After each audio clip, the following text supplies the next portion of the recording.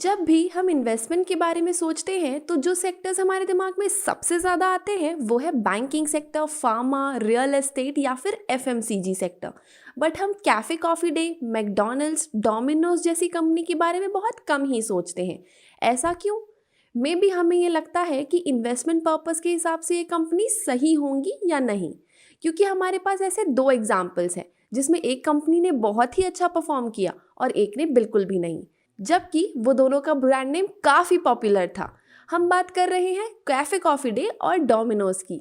CCD ने जब अपना आईपीओ लाया था तब वो ओवर सब्सक्राइब तो हुआ था, बट उसने लॉन्ग टर्म में इन्वेस्टर्स को डिसअपॉइंट किया है, और वहीं डोमिनोज ने इन्वेस्टर्स को इम्प्रेस किया है।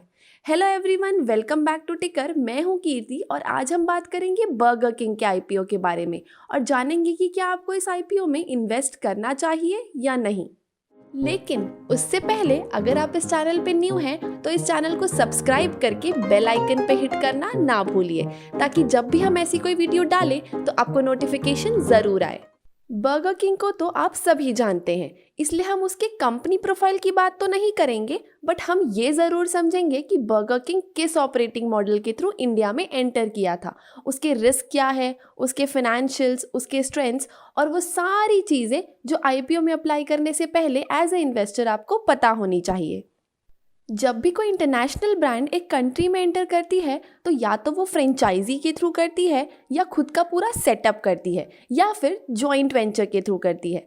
तो जब बर्गर किंग ने नवंबर 2014 में एंटर किया था तो वो जॉइंट वेंचर के थ्रू एंटर किया था एवरस्टोन के साथ, जो कि एक प्राइवेट इक्विटी फर्म है, जिससे उन्होंने इंडिया के कस्टमर बिहेवियर को समझने में अच्छी अंडरस्टैंडिंग और हेल्प मिली। और शायद इसी का फ़ायदा बर्गर किंग को मिला भी, क्योंकि उन्होंने भले ही अपने कॉम्पिटिटर्स से लेट एंट्री ली, बट वो one of the fast growing QSR chain है और ये उन्होंने with in 5 years he achieve किया है। बट हाँ, लेट एंट्री की वजह से उन्हें अपने आप को डेवलप करने में टाइम भी लगेगा, क्योंकि अगर आज की डेट में हम बात करें तो क्यूएसआर सेगमेंट में सबसे ज़्यादा आउटलेट्स है डोमिनोज पिज़्ज़ा के, क्योंकि वो अग्रेसिव मार्केटिंग करता है एंड होम डिलीवरी की वजह से वो काफ़ी ज़्यादा पॉपुलर है। और फिर आते हैं सबवे, मैकडॉनल्ड्स, केएफसी और लास्ट में आता है बर्गर किंग। और इवन सेल्स के टर्म पे भी डोमिनोज का सबसे ज़्यादा मार्केट शेयर है। और वही अगर हम कैटेगरी स्पेसिफिक बात करें तो डेफिनेटली मैकडॉनल्ड्स कैटेगरी लीडर है सैंडविच एंड बर्गर्स में। और कंपनी के पब्लिक हो जाने से काफ़ी ज़्यादा पॉजिटिव इफेक्ट आता है, क्योंकि वो हेल्प करता है कंपनीज़ को अपने फुटप्रिंट्स बढ़ाने में। अगर हम डोमिनोज या मैकडॉनल्ड्स का ग्रोथ देखें आईपीओ आ जाने के बाद, तो आप ये टेबल से देख सकते हैं कि आईपीओ के आने के पहले मैकडॉनल्ड्स के 161 आउटलेट्स थे और अब 311 आउटलेट्स हैं। तो इवन बर्गर किंग का भी यही ऑब्जेक्टिव है फ्रेश इशू लाने के पीछे, कि उन्हें न्यू रेस्टोरेंट्स ओपन करने हैं और साथ ही डेट को प्रीपे करना है जो उन्होंने लिए हैं अपने पुराने आउटलेट्स को ओपन करने के लिए। क्योंकि आज की डेट में उनके 261 रेस्टोरेंट्स हैं, जिसमें 8 सब फ्रेंचाइज्ड रेस्टोरेंट्स हैं जो फिलहाल से 57 सिटीज़ में है। अब हम कंपनी के स्ट्रेंथ्स की बात करते हैं तो Burger King definitely world wide एक well known and established brand है। साथ ही उनका जो एग्रीमेंट है वो एक एक्सक्लूसिव एग्रीमेंट है जिसकी एक्सपायरी 2039 में होगी, यानी उनके पास एक्सक्लूसिव राइट्स है। तो कोई भी अदर बिजनेस यूनिट इंडिया में बर्गर किंग ओपन नहीं कर सकता। और देखा जाए तो 20 ईयर्स बहुत अच्छा टाइम है एक कंपनी को अपना प्रेजेंस बढ़ाने के लिए। बट अगर ये स्ट्रॉन्ग पॉइंट है तो वहीं ये उनका डिसएडवांटेज भी है। वो कैसे, चलिए जानते हैं। तो जब भी कोई वेल नोन ब्रांड के बारे में थोड़ी सी भी नेगेटिव न्यूज़ आती है या नेगेटिव पब्लिसिटी होती है तो उन पे बहुत ज़्यादा इम्पैक्ट आता है। फॉर एग्जाम्पल, कुछ टाइम पहले मैकडॉनल्ड से रिलेटेड एक न्यूज़ आई थी कि वो जो मीट कस्टमर्स को सर्व कर रहे हैं वो हलाल है, जो कि हिंदू नहीं प्रेफर करते। और काफ़ी सारे हिंदूज़ ने ट्विटर पे और बहुत सारी जगहों पे मैकडॉनल्ड्स को हिंदू कल्चर डिस्ट्रॉय करने की वजह से बॉयकॉट करने को कहा, और इसी वजह से इस ब्रांड की नेगेटिव इमेज क्रिएट हो गई थी। प्लस बर्गर किंग का इंडिया में बिजनेस स्टार्ट हुए कुछ ही साल हुए हैं, और वहीं मैकडॉनल्ड्स जो कि बर्गर किंग का मेन कंपटीशन है, उसे इंडिया में आए हुए अराउंड 20 ईयर्स हो चुके हैं। तो मैकडॉनल्ड्स ने इंडिया में वो पोजीशन बना ली है और मोस्ट ऑफ द सिटीज़ में अपना प्रेजेंस क्रिएट कर लिया है।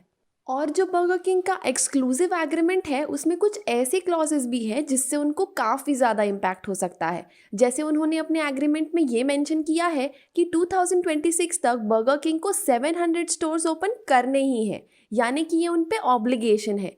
तो अब आप ये समझ ही जाइए कि बर्गर किंग वेट नहीं करता है अपने एग्जिस्टिंग स्टोर से प्रॉफिट अर्न करने में, वो पहले ही नेक्स्ट स्टोर ओपन कर देती है। मतलब उन्हें हर स्टोर के पीछे बहुत ज़्यादा कैपिटल लग रहा है। अगर हम अमाउंट बेसिस पे बात करें तो अराउंड 2 to 2.5 करोड़ लग ही जाता है, और वहीं इनका पर स्टोर रिवेन्यू पूरे साल का अराउंड 3 करोड़ ही है। यहीं पे अगर हम हाइपर मार्केट की कैटेगरी में देखें तो जैसे डी मार्ट और बिग बाज़ार में से डी मार्ट तभी अपना न्यू स्टोर ओपन करती है जब उनके एग्जिस्टिंग स्टोर से उनको प्रॉफिट हो रहा हो, और वहीं बिग बाज़ार डेट ले लेके अपने स्टोर्स को ओपन करती जाती है। तो इन दोनों कंपनीज के एग्जांपल से आप समझ ही सकते हैं कि आज की डेट में कौन सी कंपनी कितना ग्रो कर चुकी है।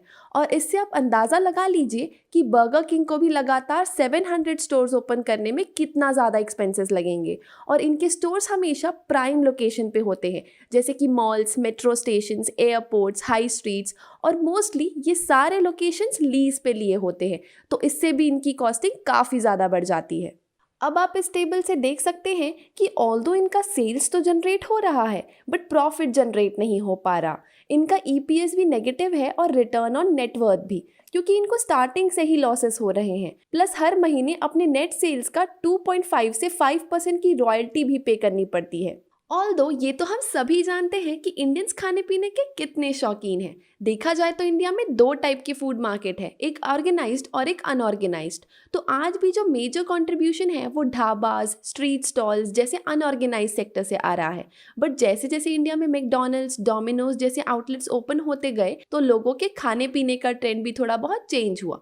और ये चीज़ आपने भी नोटिस की होगी कि अगर हमें पिज्ज़ा खाना हो तो सबसे पहले दिमाग में डोमिनोज ही आता है, बर्गर खाना हो तो मैकडॉनल्ड्स। तो ऐसे में ये बिजनेसेस का इंडिया में ग्रोथ तो डेफिनेटली है, और इंडिया का फूड सर्विस मार्केट भी यही कहता है कि आने वाले 5 सालों में काफ़ी ज़्यादा ग्रोथ है और स्केलेबल भी है। बट ये कहना मुश्किल है कि ये कंपनी कब तक अपने ब्रेक इवन पॉइंट पे आएगी और प्रॉफिट जनरेट करना स्टार्ट करेगी, क्योंकि इवेंचुअली इन्वेस्टर्स को तो फ़ायदा तभी मिलना स्टार्ट होगा जब कंपनी को प्रॉफिट्स होंगे। बट हाँ, मे बी आप इस आईपीओ से लिस्टिंग गेन एक्सपेक्ट कर सकते हैं, क्योंकि ग्रे मार्केट पे 60% प्रीमियम शो हो रहा है। तो चलिए जल्दी से आईपीओ की बेसिक डिटेल्स पे भी नज़र डाल लेते हैं। आईपीओ का जो डेट है वो है 2 दिसंबर 2020 से लेके 4 दिसंबर 2020 तक। ये आईपीओ फ्रेश इशू और ऑफर फॉर सेल के थ्रू आ रहा है। ऑफर फॉर सेल के थ्रू इनके promoter entity QSR Asia PTE limited अपने स्टेक्स को मार्केट में लिक्विडेट कर रहे हैं। आईपीओ का जो प्राइस बैंड है वो 59 रुपीज़ से 60 रुपीज़ इक्विटी पर शेयर है। Market lot 250 shares, minimum order भी 250 शेयर्स का ही है। आई होप आपको इस वीडियो की सारी डिटेल्स एंड इन्फॉर्मेशन समझ आई होगी। अगर हाँ तो इस वीडियो को लाइक एंड शेयर ज़रूर कीजिएगा, और हमें कमेंट सेक्शन में बताइएगा कि क्या आप इस आईपीओ में इन्वेस्ट करने वाले हैं या नहीं। Thank you.